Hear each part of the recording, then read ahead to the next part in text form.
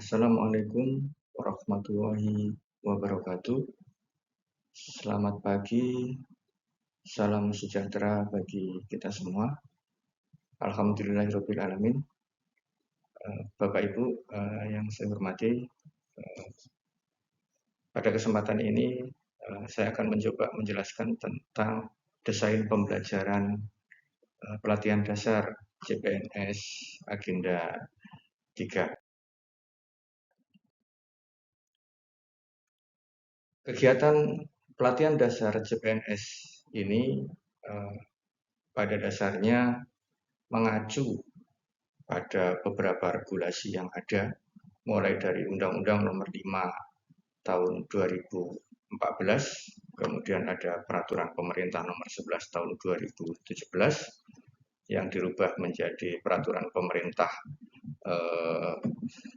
Nomor 17 Tahun 2020, kemudian ada Keputusan Kepala Lembaga Administrasi Negara dan Peraturan Lembaga Administrasi Negara Nomor 1 Tahun 2021. Tentu tujuannya adalah untuk membangun PNS yang profesional dan berkarakter. Konteks profesional ini tidak hanya memiliki kompetensi di bidangnya, tapi juga memiliki karakter yang menjadi kebijakan nasional sebagai sebuah gerakan nasional revolusi mental yang digaungkan oleh Presiden Jokowi, yang diharapkan bisa melakukan perubahan cara berpikir, bersikap, dan bertindak menjadi lebih baik. Bicara tentang PNS tentu tidak berbicara tentang kompetensi saja, tapi harus berbicara tentang karakter.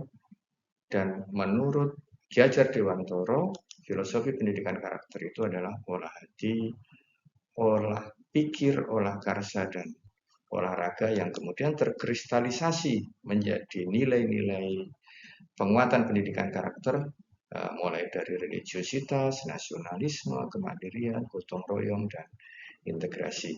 Tujuan terakhirnya adalah membangun smart government, yaitu mewujudkan peningkatan kinerja pelayanan publik, kinerja birokrasi pemerintah, dan kinerja efisiensi kebijakan publik.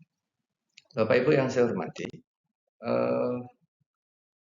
pelaksanaan pelatihan dasar CPNS ini tentunya memiliki beberapa materi yang menjadi acuan yang diharapkan nantinya materi ini terinternalisasi dalam bentuk pemahaman yang kemudian bisa diaplikasikan oleh PNS yang bersangkutan dalam instansi dan dalam tata kehidupan berorganisasinya, baik berorganisasi di kantornya maupun di masyarakat. Ketika kita bicara pelatihan dasar CPNS, ada beberapa materi di sini yang kemudian sikap dan perilaku bela negara, ada kedudukan dan peran PNS untuk mendukung terwujudnya smart government yang di dalamnya terdiri dari materi manajemen ASN profesional yang dalam mewujudkan ASN yang profesional dan berkarakter seperti yang saya jelaskan pada slide yang sebelumnya. Ada juga kita membahas tentang smart ASN yang orientasi akhirnya dari materi ini adalah terwujudnya smart government. Dalam pelatihan dasar CPNS, kita bisa melihat struktur kurikulum yang ada. Di sini terbagi menjadi dua, yaitu kurikulum pembentukan karakter PNS dan kurikulum penguatan kompetensi bidang kompetensi teknis bidang tugas. Nah, ini kenapa terbagi menjadi dua? Karena tujuannya tadi adalah pembentukan tidak cuma PNS yang profesional, tapi juga PNS yang berkarakter. Pada kurikulum pembentukan karakter PNS itu ada agenda sikap perilaku bela negara, nilai-nilai dasar PNS yang berakronim menjadi berakhlak, kemudian kedudukan dan peran PNS untuk mendukung terwujudnya smart government dan habituasi. Sedangkan pada agenda penguatan kompetensi teknis bidang tugas itu ada 2 poin yang kemudian dideskripsikan nanti di kurikulum pelatihan dasar ini, yaitu teknis umum, administrasi, dan teknis substansi yang tentunya terkait dengan materi yang diajarkan. Model sistem Latsar ini pada dasarnya seperti halnya pada pendidikan pada umumnya, itu adalah berorientasi pada input, kemudian proses, dan tentunya adalah output yang seperti dijelaskan di awal, terbentuknya PNS profesional yang memiliki karakter. Ada 3 hal yang ada 3 pola pembelajaran dalam sistem pelatihan dasar, yaitu klasikal, tentu ini mengacu pada Peraturan Lembaga Administrasi Negara Nomor 12 Tahun 2018. Kemudian blended, nah itu percampuran antara klasikal dan online atau antara daring dengan luring, itu mengacu pada Peraturan Lembaga Administrasi Negara nomor 1 tahun 2021 yang kemudian dirubah menjadi Peraturan Lembaga Administrasi Negara nomor 10 tahun 2021. Perubahan dari klasikal ke blended inilah yang kemudian berimplikasi pada adanya perubahan strategi dan desain pembelajaran, yang Bapak Ibu bisa lihat pada slide berikutnya.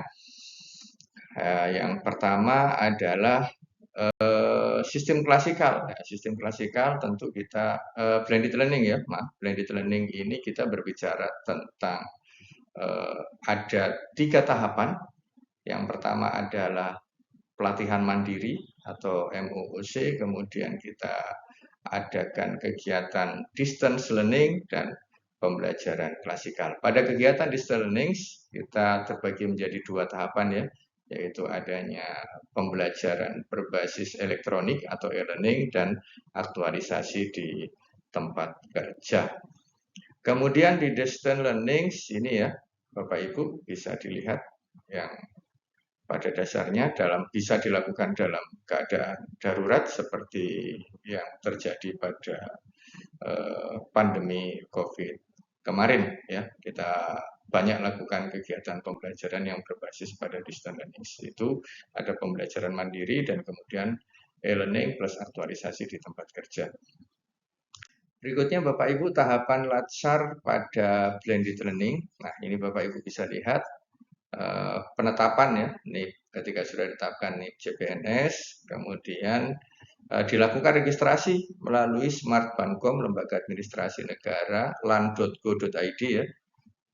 Izin pelatihannya juga ditetapkan tenaga pelatihan, berapa angkatan, jumlah peserta, jadwal, dan lain-lain.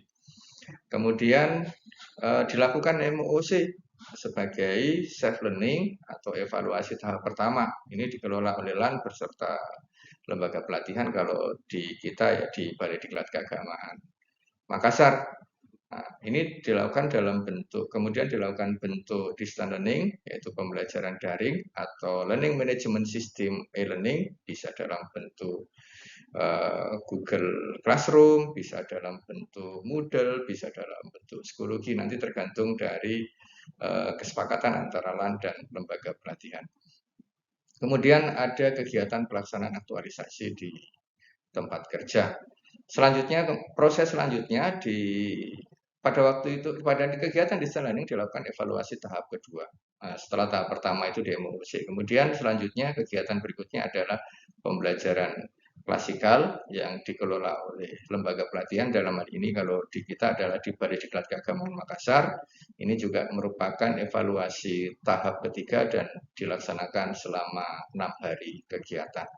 Dari sinilah kemudian ditentukan dari evaluasi tahap pertama, tahap kedua, tahap ketiga dilakukanlah rapat evaluasi kelulusan untuk kemudian dilakukan pengembangan kompetensi teknis atau skill tertentu yang dilaksanakan oleh instansi asal peserta secara mandiri sebagai evaluasi yang terakhir ya, evaluasi keempat ini juga menjadi acuan dalam rapat evaluasi kelulusan dan kemudian ditetapkan untuk penetapan pelepasan peserta.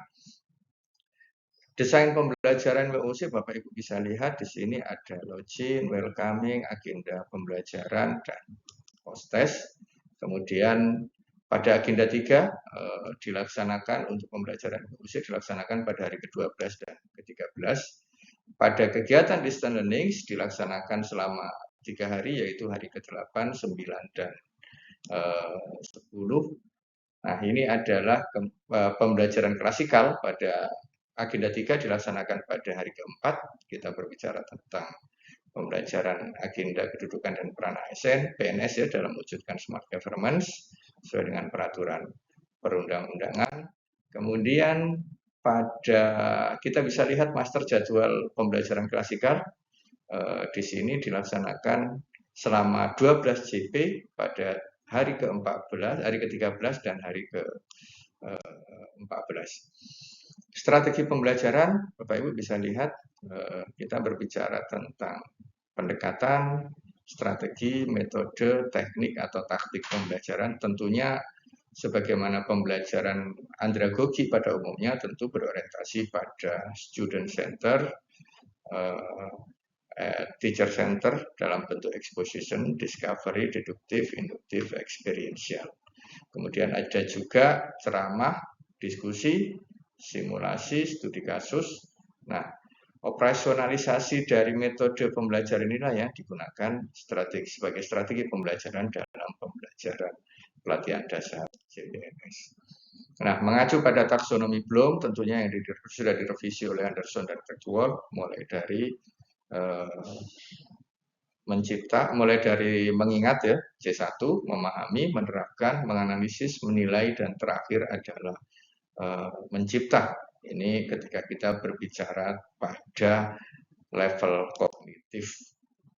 Nah, peran fasilitator dan peserta Bapak Ibu bisa lihat pada C1, fasilitator adalah mempelajari dan memberikan pengayaan bahan ajar, peserta tentunya adalah mempelajari seluruh materi sampai pada tahapan menciptakan, atau C6, fasilitator adalah memberikan contoh, upaya menyelesaikan masalah, dan memberikan kasus terkait substansi, yaitu memikirkan. Kemudian tugas peserta adalah memikirkan gagasan kreatif sebagai acuan dalam penyelesaian masalah. Bapak Ibu yang saya hormati, dalam menentukan desain yang akan kita gunakan, tentu kita harus yang pertama adalah menganalisis substansi, bagaimana karakteristik materinya. Kita berbicara tentang bagaimana materi pokoknya, submaterinya, kemudian kita tetapkan dia berada pada level kognitif tingkat berapa, C1 kah atau sampai di C6. Dari situlah kemudian ditentukanlah strategi pembelajaran yang tentunya berorientasi pada student center dan experiential. Yang kemudian ditetapkanlah metode yang akan digunakan dan termasuk media yang akan dipakai oleh Bapak Ibu. Nah, pembelajaran hari pertama ada kegiatan sinkronus itu 2 jam dan asinkronus 6 jam. Kemudian di hari kedua itu kegiatan asinkronus 9 jam. Hari ketiga sinkronus 3 jam.